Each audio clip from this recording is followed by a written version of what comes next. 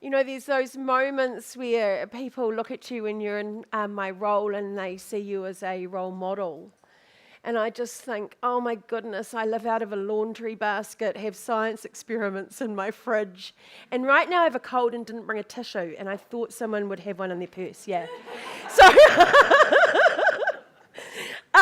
and that's kind of day-to-day reality. There's a few questions that I get asked a lot, yeah? And one of them definitely is about how I kind of deal with stress. Yeah, and I thank you, Governor General, Your Excellency. Right, and one of them is how I deal with stress. And I go, this ain't stress. This just isn't stress. Stress was, quite frankly, being 17 and on my own. I'd burnt every relationship with a family member that, thank goodness, came back at some stage. But at that point was alone. And I remember being pregnant, and I remember thinking, I've forgotten to feed my cat for the last 2 days. How am I going to raise another human being? Stress is wondering, if you can pay the rent next week. Stress is, I can still look at a couch and think there might be a few dollars down the back of it, which means we can buy milk. Yeah, stress is kind of, not feeling like you've got any choices in life. That life's kind of taken you over and has its own path for you, and that's choices. That's no choices. And that's the kind of stress. I grew up in a really, really patriarchal family. I now say to my dearest, I love him dearly, 83-year-old dad, thanks for the resilience training. And he doesn't get it, eh?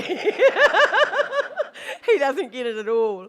Bless him. He literally, and I do like to remind my brothers of this occasionally, he did used to say literally, it is a shame that the brain in the family is wasted on the girl.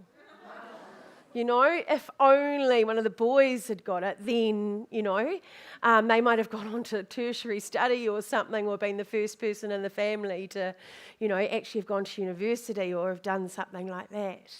But I do like to think of it a bit as, as resilience training.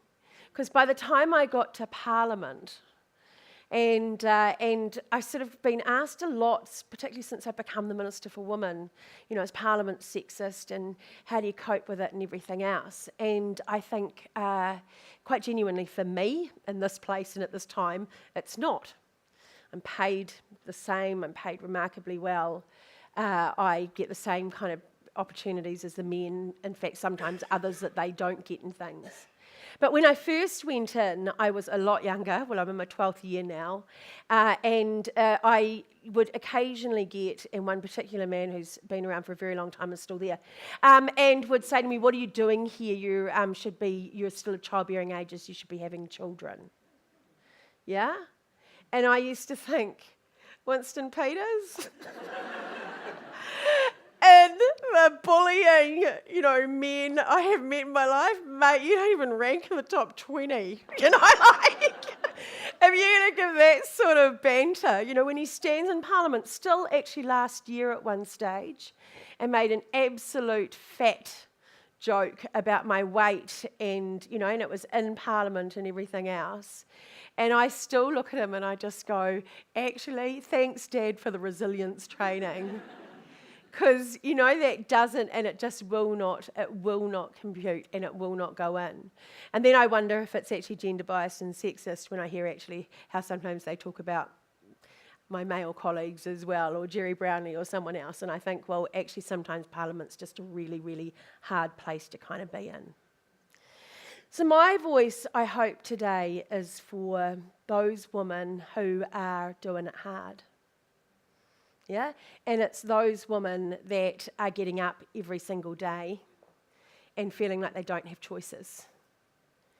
And those women that just are really struggling and trying to find their feet and haven't quite found their place in the world and haven't quite found their place in their own selves sometimes. through a combination of circumstances, of where they are, of choices, of just everything that's kind of compounding down, and our belief in them. Now, I've always polarised. Yeah, so people think that I became stroppy and opinionated and people disagreed with me when I got into politics. I can remember being a child and some people liking me and some people not. It's kind of always been who I am. I got opinions, I give them. I wasn't ever going to be a spectator to life. I was in it, you know. I laugh my head off at the arguments at the moment as to whether I'm feminist enough. My goodness, I grew up being labelled the stroppiest feminist in Taupo, you know, because I was rallying against this, you know, patriarchal family that I grew up in and this sense of unfairness that I simply would not tolerate and would not accept. And so, you know, so I sort of had this reputation for being sort of someone that was completely out there. And so I look at women and where they are now, and I get that I polarise, you know. But I just want to say that never at any stage getting into the position I got into Parliament did I think it was going to be acceptable to either think that the status quo was all right for those women. And there were moments where I saw, and it was my absolute driver, was that women on welfare and teen mums in particular would see a different path in life. And I could have felt sorry for them every day. And yes, in some respects, I'm sure I could have almost made it easier. Yeah? But I felt that in my position of power, my position of influence, that if I wasn't the one that was saying to them every single day that there was something more for them in life, that there was something more for them than relying on welfare, and that wasn't the future that they had to have for them and their children, then in some respects I was worse than some of the abusers that they'd known in their lives, who knew no better than to accept that this was as good as it would get for them. And so, yes, I pushed and I changed and I cajoled and I believe in them. And today I stand here and there are the lowest number of women on benefit that there have been since 1988 when I was there. And I stand here today and I fundamentally believe in those women and what they're achieving. And when we came into government and where we are now, there are 57% fewer teen mums on benefit today. There were 4,200 and there are now 1,800 young women on welfare. And that's amazing and that is life-changing. And every single one of them has the opportunity to have a mentor. Every single one of those teen mums on benefit get the opportunity to get rewarded when they are educated, because we know their babies will do well when we look after them. Yeah, so when we love, support, educate and strengthen them, their babies are going to thrive. And so every one of them gets rewarded when they've done a budgeting course and a parenting course, and trying to reward effort. And we pay their rent directly. And we, as I say, completely give the focus to those girls on their education and how we support their children while they do it. And I get that that's controversial and not everyone is going to agree with me on what we've done. But when I leave this place, honestly, when I leave Parliament, it will be knowing that generations of children are growing up with aspiration, with hope in their homes, and parents that have self-respect and believe in what they have to contribute. And I see that difference. And so on that, I had to read you a couple, because this is my 24 hours, yeah? So this is just the last 24 hours. And I really did have to. Oh, can I just do my last little thing as well? And the Governor-General's going to another speech, so she's going to go and inspire another whole group now. Can I just... Yeah, we should give her a big round of applause. Can I leave you with my big one as well, which is that, people go, how'd you get where you are, or what are you doing, and all that sort of thing. There was this one day after my 25 years of resilience training from my father, when I finally went, why not me? Why not me? Yeah? I'm too stroppy. Yeah, I'm too short, I'm too fat, it's too young, I'm too old, I'm too, you're too something. But why not me? because this country is amazing. And I keep trying to say to my own teenagers, it gives you another chance. You know, actually people don't judge as harshly as you believe, and you can have another chance. Last year I was speaking to a huge group of Polynesian, predominantly young people, and they just passed a barista course. And it was amazing because it was the first thing a lot of them had ever passed, yeah? And they're getting their awards and their families were all there. And I said, how many of you are going to own the cafe? Not one hand. I went, oh, you're too brown. You went to the wrong school. You know, I saw the teachers just having a fit. You know, but it was like, no, why not you? Is it because you feel you didn't go to the right school? Is it because you feel you're the wrong gender? Is it because you're scared of being judged? Do you look at the bloke that you're working alongside of when a promotion comes up and think he deserves it more than me? No, you don't. No, you don't. So why not you? You know, why not you? Why not you? So my thing is, I'm loving Why Not Shelley, yeah? So Shelley's one that I got, and I just so to share this. Dear Paula, this message hopefully will bring a bright note to your day. My name is Shelley, and I come from the small town of Turangi.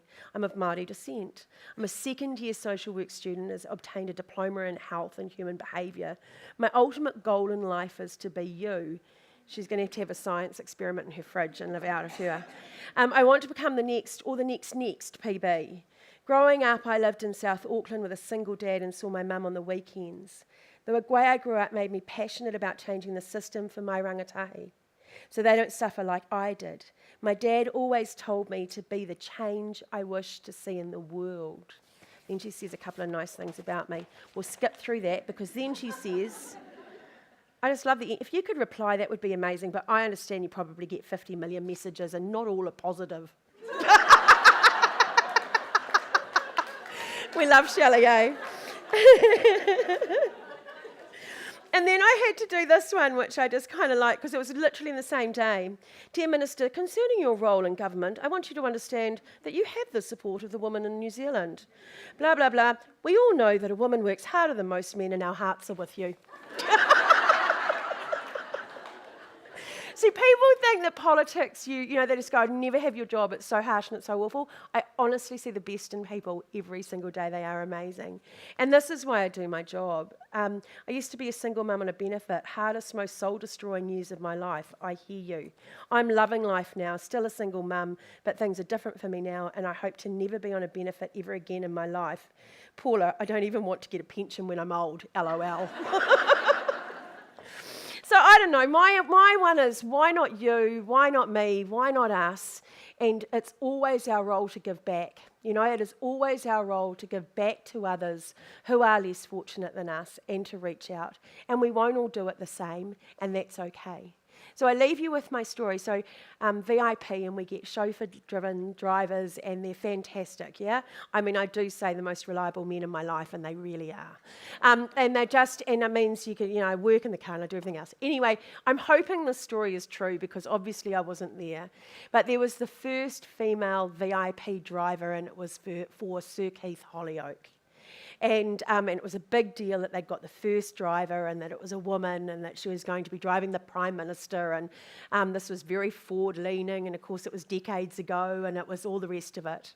And so she'd been in the job for a couple of weeks and she went to see the management and she just said, this is not going to work. And they said, oh my goodness, what's wrong? And we really need it to work. You know, you're the first one and we really need this to work. What's wrong? And she said, well, it's just not working. Every time we pull up somewhere, the Prime Minister jumps out of the car so quickly and runs around and opens my door for me. And I reckon that lesson still goes today, because my thing is, we should be treated equally, but it's certainly okay to be treated differently sometimes. Thank you.